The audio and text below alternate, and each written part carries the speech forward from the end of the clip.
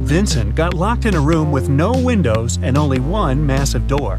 There's a panel with several buttons on the left and another one with a hint on it on the right. There's also a clock on the wall above the door. Which button should Vincent press to get out of the trap?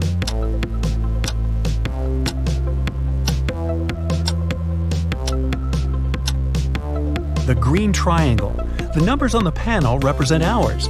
If you connect them on the clock face, you'll get a triangle. The door opened and Vincent got into a dimly lit hall.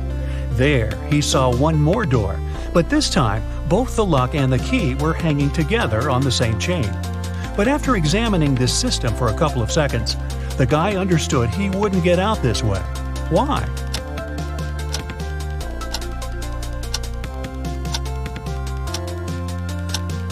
The key has a different pattern. It won't fit in the lock. Vincent needs to look for another way to escape. Then Vincent notices a table standing in a dark corner. There's a piece of paper, a knife, and several inflated balloons lying on it. Vincent picks up the paper. It's a note. To get out of here, you must puncture a balloon with a knife.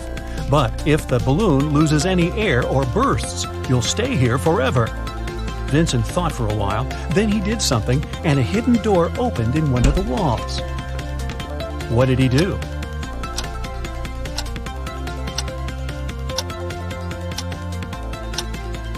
He let the air out of one of the balloons. After that, he easily punctured it with a knife.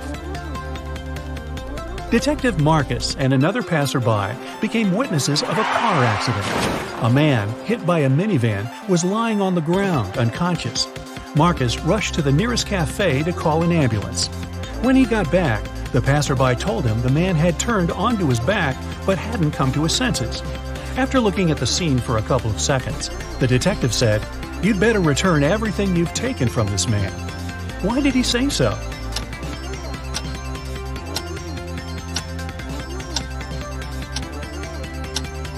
When they saw the man first, only one button was buttoned on his suit jacket. But now, it's already 2 buttons. The passerby must have opened his jacket to look for the wallet and then buttoned it up incorrectly. Look at this picture and try to figure out who is an alien in disguise.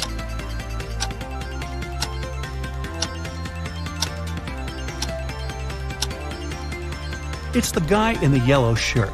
He's eating a banana, but he hasn't peeled it before biting on it. He probably sees this fruit for the first time.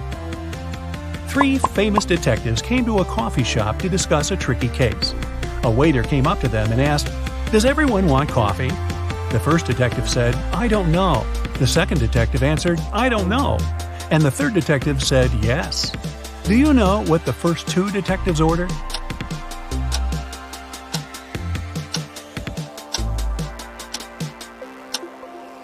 All the detectives ordered coffee.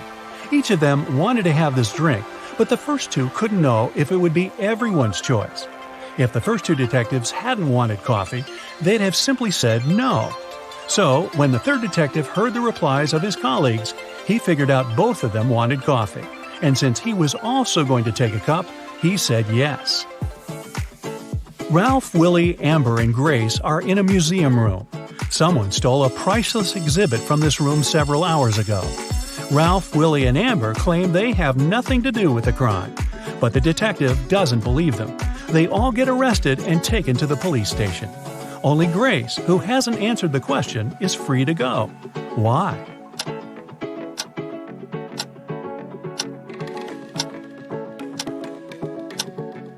Grace is the detective. Janice was having her morning coffee in a cafe when she heard a car screeching to a halt, then loud shouting. She ran there and saw a man with his bicycle on the ground and a car standing nearby. The cyclist didn't look hurt, and Janice helped him to get up. The car driver came up to them too. The cyclist pointed at the man. "He made me crash by hitting my bike with his car." But the driver said, "I saw him losing control of his bike in the mirror.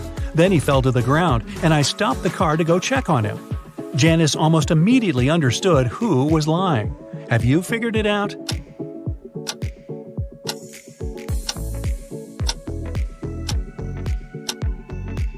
The car doesn't have side mirrors. There are also lots of things in the back seat, They blocked the view of the road, so the driver couldn't have seen anything in his rearview mirror either.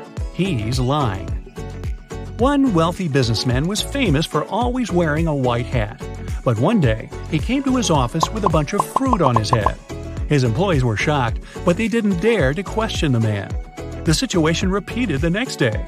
On the third day, the businessman's secretary plucked up all his courage and asked what was going on. The man answered, "That's because I lost a bet.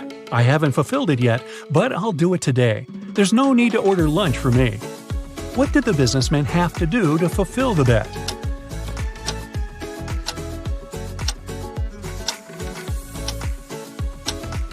When he made this bet, he said, "If I lose, I'll eat my hat."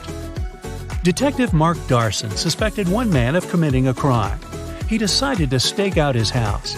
Not too far away, he spotted an artist setting up her easel. Apparently, she was going to draw the criminal's house. At one point, the detective had to go away to the police station. He asked the girl to call him if she saw someone entering or leaving the house. She agreed. When Mark came back in the evening, the artist told him she'd seen no one. The detective immediately understood she was lying. How did he figure it out?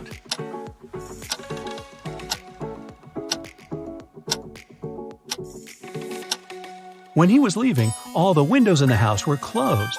But in the picture the girl drew, the windows are open.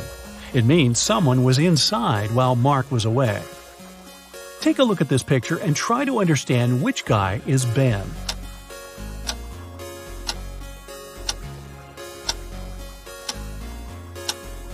Ben is the guy looking for something on the floor. He's the only one not wearing his shoes. That's because they're still in his locker. You've got a sack filled with coffee beans. You need to use this coffee to completely fill 2 other sacks of the same size. How can you do it?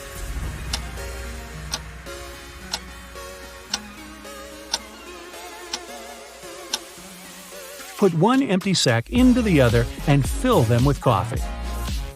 A large sum of money was stolen from Mr. Green's safe. The police suspect Alan, but Alan says, "I don't know anything about safes or about how to open them. I'm a simple blacksmith." The detective doesn't believe him and asks Alan to prove it. He gives the guy one job-related task.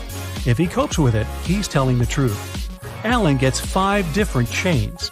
Each of them has 3 links. The detective asks the guy to make one chain out of these 5 pieces, but he can separate and combine only 3 links. In no time, Alan finished this task and was released. How did he do it?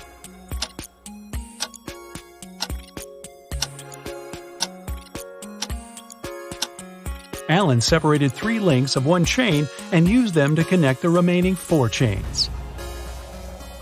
Can you move just one matchstick to make a square?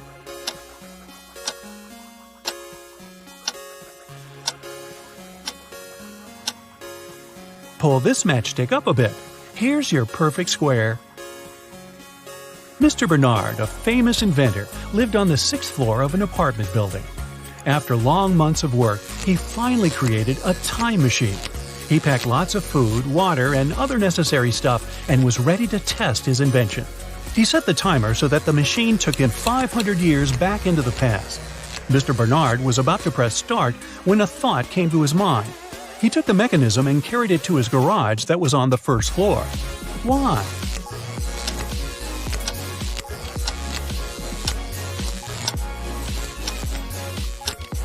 This way, the inventor would avoid getting hurt. 5 centuries ago, there were no such high buildings. He'd simply fall to the ground from the height of the 6th floor. Look at these guys carefully. One of them lied when he said he hadn't painted the green smiley face on the fence. Which one is it?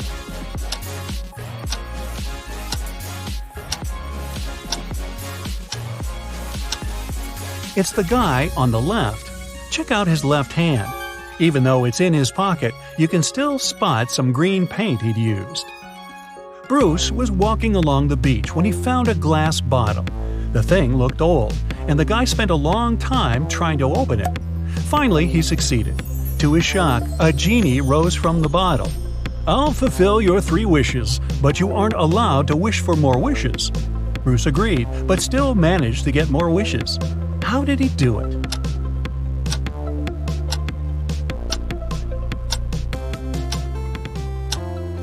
His first wish was that the genie allowed him to ask for more wishes. Several birds landed on trees, one bird for one tree. But in this case, one of them didn't have a tree of its own. Then they regrouped, with two birds sitting on one tree. After this, one tree was left free. How many birds and trees are there?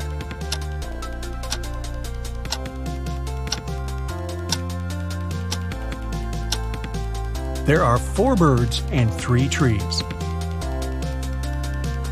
Detective Hall, one of the agency's most talented detectives, used his coded key and entered the apartment where the secret documents were hidden. To help him find them, his assistant Clark had left an encrypted note with the exact location of the documents. It looked like this. Detective Hall deciphered the message and found the documents. Where were they hidden?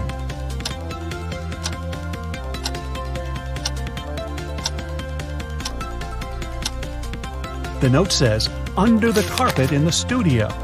The detective just read it backwards and ignored the spaces between the words.